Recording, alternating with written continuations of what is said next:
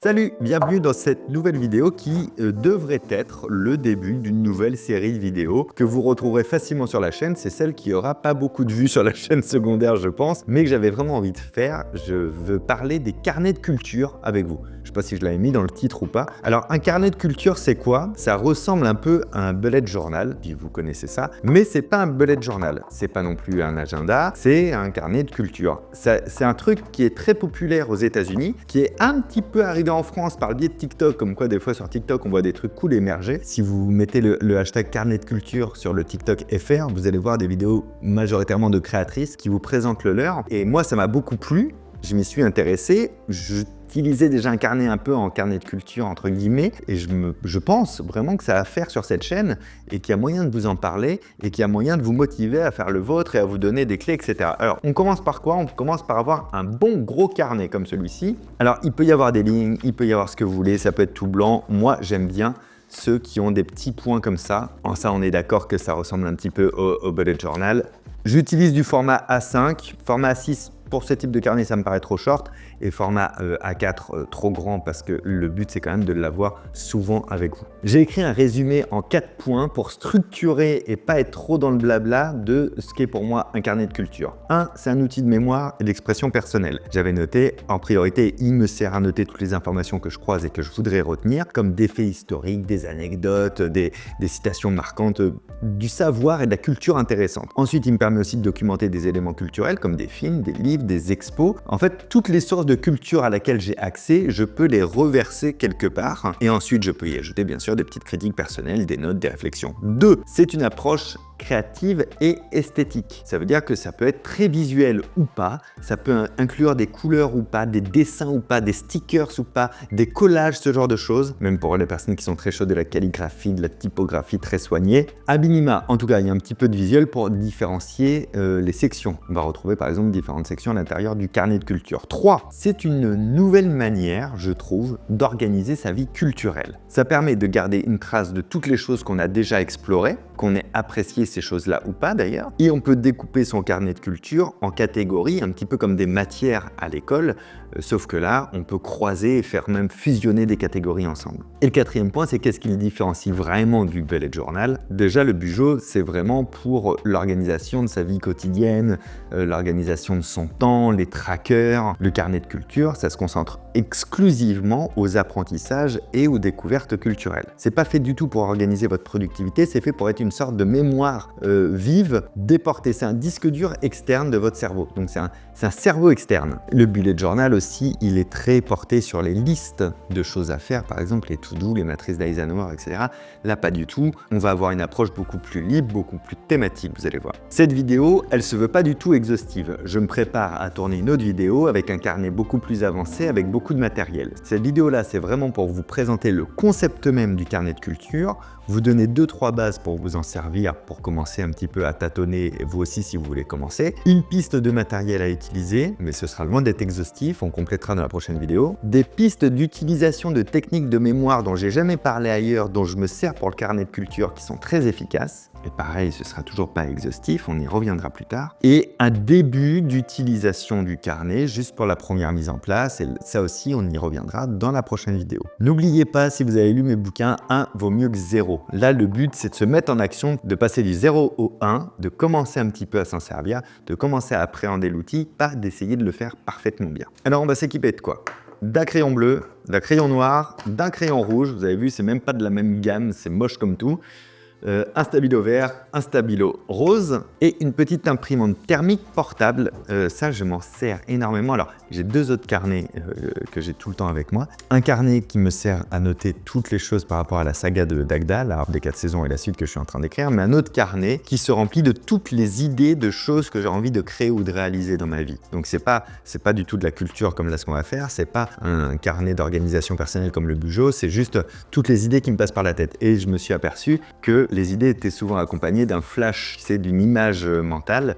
Et aujourd'hui, avec l'intelligence artificielle, tu peux recréer vraiment l'image que tu as dans ta tête Et avec ce genre de petite imprimante thermique, tu peux l'imprimer. Je vous mettrai des références plusieurs dans la description. Il n'y aura pas de lien sponsorisé ou de choses comme ça. Donc, c'est vraiment aller farfouiller ce qui vous plaît. Je vous mettrai la mienne. Elle ne coûte pas très cher. Je crois que je l'avais payé une vingtaine d'euros. On peut avoir des rouleaux de plusieurs couleurs différentes. C'est pour ça que j'ai pris cela. Là, j'ai un rouleau blanc dedans. Et donc, il n'y a pas d'encre. C'est de l'impression thermique. Ce n'est pas une impression de très grande qualité. C'est pas ce qu'on lui demande. Ce qu'on lui demande, c'est de pouvoir faire quelque chose facilement. Et les rouleaux que je prends, ce sont des rouleaux stickers, c'est-à-dire qu'après je peux décoller et le mettre directement dans le carnet. En gros, si vous êtes comme moi, vous adorez le travail du bullet journal, vous adorez les vidéos de Margot, de la chaîne Les Astuces de Margot, mais vous dites « Waouh, moi j'ai pas envie de passer tout ce temps et je suis pas aussi fort », vous faites partie de mon clan, du clan de « je veux faire quand même un peu beau, mais je veux être relativement efficace ». Donc moi je m'entoure d'outils qui m'aident à être plus efficace. Encore une fois, rien n'empêche de faire très beau et de prendre beaucoup plus de temps. Il y a un intérêt en plus à prendre du temps à réaliser son carnet de culture. L'intérêt numéro 1, c'est que c'est très bon pour la mémoire de prendre le temps de créer, de déposer de l'information. L'encodage est bien meilleur. La mémoire, elle travaille en encodage, en stockage et en récupération. L'encodage et la récupération sont favorisés quand on prend le temps de s'amuser avec l'information donnée au départ. Et le fait de rédiger un carnet de culture est extrêmement favorable à tout le système cognitif. Première page où vous pouvez faire une page de garde très classique, gardez au moins 2 à 4 pages qui vont vous servir ensuite de sommaire. Je vous recommande vivement de numéroter les pages de votre carnet de culture. À partir donc moi de la page 5, je vais noter 1 parce que les autres je les compte pas. Donc 1, 2, 3, 4, etc. Et la page 1 va être un début de section pour moi. Ça va être la section podcast. Et je trouve que le carnet de culture est très bien pour ça à notre époque, en 2025. On consomme quand même énormément d'informations très intéressantes. Je veux dire, on ne scrolle pas que des conneries, même si on en scrolle pas mal quand même. Mais on apprend plein de choses quotidiennement. L'humanité n'a jamais appris autant chaque jour. Et notre cerveau, il n'est pas configuré pour trier autant d'informations. Pire que ça, notre cerveau considère que ce qu'on apprend sur notre téléphone portable, c'est du divertissement. Et comme c'est du divertissement, il n'a pas à faire de la rétention d'informations. L'idée du carnet de culture, c'est aussi de garder des traces de ces informations-là qui nous traversent, plutôt que de se dire un jour où l'information pourrait nous être utile « Ah, c'est dommage, j'avais entendu un truc, ou j'avais vu un docu, ou j'avais lu quelque chose, ou j'avais vu une série, ou peu importe. » Donc là, ça va être ma manière de marquer mon début de section et je vais noter ensuite comme un sous-sommaire. On va prendre un podcast sur RTL, on va prendre celui de Laurent Deutsch, on va prendre celui qui parle du marathon. Tiens. Là, je pourrais faire une référence à la page qui va être utilisée ou pas. Ici, je reviens sur mon sommaire. En 1, j'ai les podcasts. Ça, je peux faire un sommaire simple et un sommaire ultra détaillé à côté, par exemple. Ou de ce côté-là, on peut faire deux types de sommaires. Donc là, le sommaire simple et le sommaire ultra détaillé, au lieu de prendre les sections, il prendrait directement le nom des entrées que je mets à l'intérieur. Donc là, le podcast de Laurent Deutsch sur le marathon. Je mets quand même la référence à côté en page 2. L'information que je vais retenir, ça va être mon titre.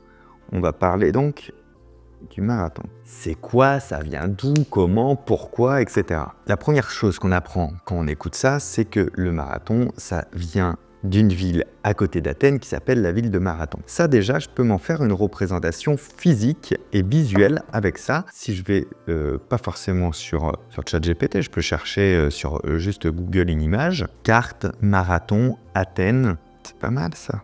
Je vais dans Google Images. Je regarde un petit peu. Là, j'ai Athènes, c'est pas mal celle-ci. Parce que j'ai Athènes, j'ai Marathon. C'est un peu dézoomé, je vois un peu la mer Égée, tout ça, c'est bien. Je la prends, je l'enregistre. Hop, ça, je vais l'allumer. Impression d'image. Retoucher l'image. Là, je mets ma photo. Ben voilà, elle est pas mal comme ça, j'ai rien à bouger. Imprimer en densité modérée. Et voilà, c'est aussi bête que ça. Un premier élément que je vais centraliser juste ici. Qu'est-ce que j'ai appris dans ce podcast? Que le marathon, qui fait 42,195 km aujourd'hui en compétition, il est issu de la ville de Marathon et c'est la distance qui relie à Athènes. Ici, je décide là, spontanément, parce qu'il n'y a pas tellement de règles, de lister tout ce qui est géographique. Donc Marathon, Athènes, on va parler aussi de l'un des 3 ports antiques très importants en Grèce, celui de Phalère. On va parler aussi des Perses. J'ai entendu dans le podcast que ça parlait des Perses. Et à l'époque de leur capitale qui était Persépolis. Ça, c'est les 3 informations géographiques qui ont été importantes pour moi dans ce que j'ai entendu dans le podcast par rapport aux origines du marathon. Il y aura aussi l'Angleterre qui interviendra bien plus tard et qui va expliquer pourquoi les 195 km. Pourquoi pas que 42. Donc je vais me faire tout de suite un lien ici visuel pour me rappeler. Et après, il y a la France avec Coubertin et son pote, mais bon, ça c'est pas très important. Ce que j'ai entendu dans le podcast, c'est que à l'époque antique, les Perses, qui étaient conduits par le roi Darius, n'étaient pas très contents de ce que Athènes venait d'inventer, à savoir la démocratie. Pire que ça, Athènes avait soutenu des villes qui étaient relativement proches à se soulever ou en tout cas à résister aux Perses sous ces principes-là. Et donc Darius décide d'envoyer ses troupes, ses soldats, ses armées qui étaient extrêmement fournies à l'époque, parce qu'il mettait en esclavage et il obligeait en fait les personnes des villes qu'il avait conquis à combattre en son nom. Donc il manquait pas d'hommes, il a voulu détruire directement Athènes en débarquant par la ville de Marathon. Et c'est à ce moment-là que les Hoplites, qui étaient des soldats athéniens, qui avaient de l'argent, donc qui pouvaient s'équiper avec leurs lances, avec leurs boucliers, avec leurs casques, etc., sont allés les attendre à Marathon. Et avec la qualité de leur entraînement et la qualité de leur matériel, même s'ils étaient 10 fois moins nombreux que les Perses qui débarquaient dans le port de Marathon, ils ont largement résisté. Plus que ça, ils les ont mis en défaite et en déroute. Là, je peux marquer du vocabulaire dans tout ce que je viens de dire. Le vocabulaire, je vais me le mettre de ce côté et je vais le mettre en bleu pour le moment. Les Hoplites, c'était même pas du bleu, mais c'est pas grave, ça change quand même. Donc les soldats citoyens grecs. Et les personnages, je vais les mettre ailleurs. Alors là, c'est ce que je codifie pour raconter l'histoire de Marathon. Peut-être pour autre chose, j'aurais choisi une disposition différente. On a parlé de Darius, donc ça c'est un personnage, je vais le mettre là. Les soldats, c'est pas encore le moment, mais je pense que ça vaut le coup, en bas, de déjà me préparer une frise des événements. Et ma frise, elle va pas être exacte, en termes de proportions, je veux juste savoir qu'est-ce qui se passe et dans quel ordre. Donc, il y a eu la démocratie, suivi de Darius qui envoie ses troupes, Marathon attaqué, Marathon gagne. Là, je vais mettre démocratie, Darius, pour me rappeler qu'il s'énerve, qu'il envoie tout le monde à attaque Marathon, et ici, Marathon gagne. Vous avez vu, pour l'instant, ça se structure sans méthodologie, mais ça prend forme quand même parce qu'on le fait avec une certaine logique. Une fois que les Perses ont été mis en déroute, qu'est-ce qu'ils ont fait? Ils sont remontés dans les bateaux, parce qu'il leur restait plein de navires, là ici à Marathon, et ils se sont dit, on va tracer directement à Phalère, et au port de Phalère, on va débarquer et prendre Athènes par surprise, puisque leurs hoplites sont à Marathon, ils n'auront jamais le temps de revenir défendre leur ville, qui va être attaquable extrêmement facilement. Phalère, je l'avais noté ici. Le déplacement des troupes, je n'ai pas besoin de le mettre sur la frise. Et c'est à ce moment-là que l'un des généraux va se dire, parce qu'il y avait plusieurs généraux, il y avait 3 généraux, je crois, sur ce champ de bataille-là à l'époque, va se dire, il faut absolument qu'on aille prévenir Athènes de ce qui se passe, que les bateaux s'en vont pour Phalère. Et là, on lui dit, écoute, il y a quelqu'un, une sorte de coursier de l'époque, c'est-à-dire quelqu'un qui transmet les messages en courant, qui s'appelle Philippides. Ça devrait être possible de lui demander d'aller prévenir Athènes, même si ce serait un exploit qu'il y arrive. Et c'est comme ça que Philippides va être envoyé à Athènes pour prévenir les Athéniens de ce qui se passe. Donc on va noter Philippides maintenant. On va marquer ce personnage très important de Philippides, qui va quand même aller courir jusqu'à Athènes. Donc ça fait 42 km. Et quand Philippides arrive au niveau d'Athènes, donc il voit l'acropole au loin, on va noter l'acropole ici avec les hoplites, dans les noms comme ça importants à retenir, acropole.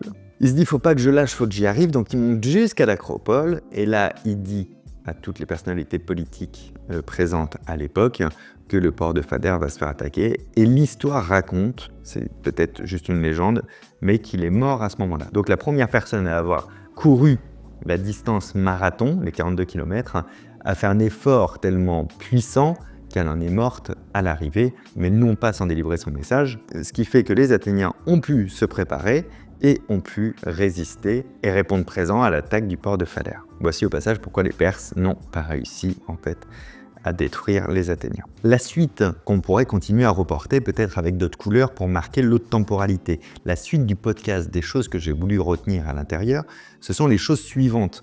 Le fait qu'en 1896, quand on été mis les premiers Jeux Olympiques, quand ils ont été créés, par Coubertin d'ailleurs, on lui a rappelé cette histoire de Philippides, et c'est comme ça qu'il se dit, on va créer en hommage à Philippides une épreuve de course à pied qui va avoir cette durée de 42 km. C'est comme ça qu'elle est née, l'épreuve du marathon aux Jeux Olympiques. C'est comme ça que cette discipline a avancé. Et c'est en 1908, lors du passage des Jeux Olympiques la première fois en Angleterre, que le roi Édouard VII va dire « Alors moi, ce que je voudrais, c'est que les coureurs viennent saluer sur le perron. » Alors on a dit « Ben non, ça va faire un détour, ça, cher Édouard VII. Ça va faire un détour de quasiment 100 mètres d'un côté, 100 mètres de l'autre, 200 mètres de plus. » Et lui, il a dit « Oui, mais comme je suis le roi et que c'est chez moi et qu'on fait ce qu'on veut, on va faire ça. » Donc ça a fait 42,195 km. Et cette distance a été validée et est restée après dans le temps comme étant la distance officielle. Mais donc, les 195 derniers mètres, si vous galérez en faisant un marathon, c'est la faute d'Édouard VII en 1908. Ça, c'est des informations que j'aimerais aussi mettre à l'intérieur pour me rappeler toute l'histoire comme ça de ce marathon. Alors pourquoi je ne le mets pas ? Déjà parce que je vous ai dit, cette vidéo, c'est juste un début d'initiation à ce que peut être un carnet de culture. Ensuite, parce que ça vaudrait le coup, pour la suite de ces informations, d'aller vérifier ce qu'a dit le podcast. Je crois vraiment le podcast de Laurent, je crois RTL, mais il n'empêche que ça vaut le coup de recouper mes sources avant de les déposer là, parce que ici, ça va être mon déport pour la mémoire. Vous voyez, je note pas tout en détail. Le podcast, il m'a intéressé, profondément intéressé. Donc je sais que je vais bien m'en rappeler, si tant est que je me fasse un aide-mémoire solide. Et c'est là que le carnet culture fait son effet. Si je reprends ma page marathon d'ici quelques mois, que je rouvre au marathon, je vais revoir cette petite image-là, je vais revoir ma frise avec les étapes, qu'il faudrait que je complète d'ailleurs. Je vais relire quelques mots-clés, Hoplite, ah oui, ça c'est les soldats athéniens, enfin grec du moins, l'Acropole, Marathon, Athènes, le port de Phalère, bien sûr, Perse et Persépolis, l'Angleterre, Darius, Philippides, mes personnages principaux. Ça, ce sont des espèces de briques de mémoire qui vont permettre, si tant est que le sujet, on l'ait vraiment aimé, apprécié et qu'on voulait vraiment le retenir, qui vont permettre de faire plein de points d'accès pour faire remonter l'ensemble de la conversation et de tout ce qu'on avait besoin de dire. Mieux que ça, j'ai une théorie que j'utilise depuis pas mal de temps, la théorie des 10 mots quand on veut retenir quelque chose de global en mémoire qui nous intéresse profondément. Je pense qu'avec 10 mots, on peut retenir toute l'histoire du marathon, tout ce que je vous ai raconté, même si je ne vous ai pas fait dans le détail, mais avec des détails sur Coubertin par la suite, sur Édouard VII par la suite, en 10 mots clés. Hoplite ferait partie de ces 10 mots, Philippides bien sûr aussi, Phalère aussi. On peut se rappeler ou aider sa mémoire à faire remonter l'information complète. C'est à ça aussi que me sert mon carnet de culture, et c'est quelque chose qu'on aurait fait sur la page derrière, parce que je pense que Marathon nous aurait pris 2 pages. Ça, cette technique de mémoire inédite dont j'avais jamais parlé, on rentrera un peu plus en détail la première fois dedans. Avant de tourner la deuxième vidéo, qui sera plus complète avec quelque chose de plus joli, parce que plus de matériel, mais là, encore une fois, je voulais juste démontrer avec 3 petites couleurs, on peut déjà commencer à faire quelque chose, une petite imprimante thermique. Avant donc de tourner la prochaine vidéo sur le sujet, déjà dites-moi si ça vous intéresse ou pas, si c'est le genre de truc qui vous stimule. J'ai peut-être du mal à faire passer l'information de pourquoi et comment. C'est un outil vraiment important et vraiment pratique. Auquel cas, n'hésitez pas à commencer à me poser plein de questions dans les commentaires, comme ça je les prendrai dans la deuxième vidéo ou dans une potentielle troisième vidéo. Je commençais à réunir les questions, mais ça peut aussi me guider dans le contenu que je veux vous faire sur le carnet de culture. Et puis, je le dis jamais, mais là, je vous le dis, abonnez-vous à cette chaîne, vous êtes sur la chaîne secondaire. Pour voir passer les autres vidéos du carnet de culture, ce sera sur la chaîne secondaire. Donc, pensez à vous abonner, activez la cloche. Bon, et ça va, je sors pas trop de vidéos sur cette chaîne-là. Vous pouvez activer la cloche, vous ne serez pas spammé. Bon, je sais pas trop, moi, j'ai vraiment envie de vous emmener dans cette aventure de ce truc qui me passionne et qui me fascine. Je sais pas s'il y aura du répondant en face. J'espère que oui. Prenez soin de vous. À très bientôt, ciao.